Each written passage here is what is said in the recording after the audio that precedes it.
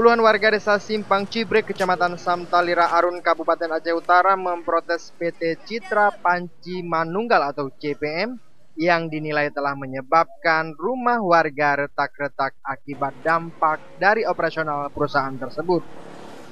Warga memblokir pintu keluar masuk perusahaan itu dan meminta pihak perusahaan bertanggung jawab atas kerusakan rumah warga. Menurut warga, akibat operasional perusahaan itu sebanyak 8 rumah mereka yang berada di sekitar lokasi perusahaan mengalami keretakan pada dinding rumah.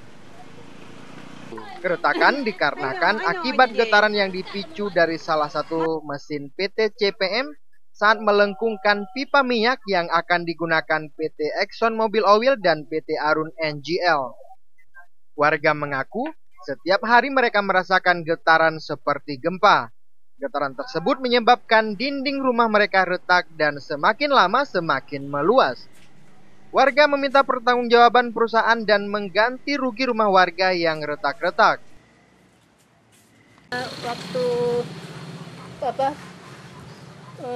pipa itu dibengkokkan, ada satu motor yang getarannya sangat tinggi, makanya jadi macam gempa. Dari Aceh Utara, Hidayatullah melaporkan untuk Aceh Video.